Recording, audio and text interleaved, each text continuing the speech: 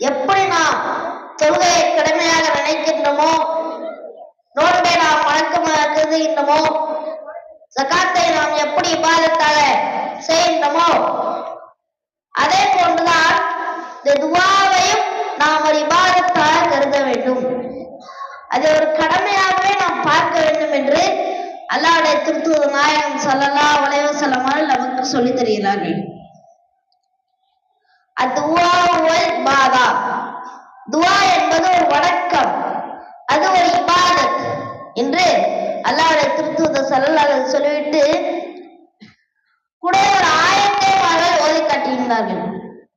வகால ரப்புக துஊனி அஸ்தஜிப் லகும், உங்களுடைய இரட்சகனாகிய அல்லாஹ் சொல்லுகின்றார், வதுஊனி அஸ்தஜிப் லகும், என்னை அழைத்து நீங்கள் பிரார்த்தனை புரியுங்கள், பிரார்த்தனைகள் நான் என்ன செய்வேன், பதிலளிக்கிறேன் என்று அல்லாஹ் சொல்கிறார் என்று அல்லாஹ்வுடைய திருத்தூதர் நாயகம் ஸல்லல்லாஹு அலைஹி வஸல்லம் அவர்கள் நமக்கு சொல்லித் தருகிறார்கள்.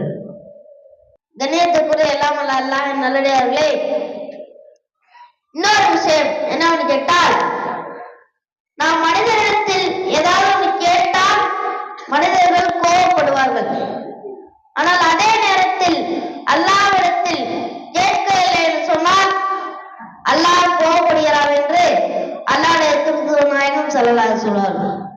எந்த அளவுக்கு சொல்றான்னு சொன்னா, மல்லம் எதுவலா கலிமாறு, யார் அல்லாஹ்விடத்திலே பிரார்த்தனை செய்து அல்லாஹ்விடத்தில் கேட்கவில்லை, எனக்கு தேவை இது தேவை என்றெல்லாம் யார்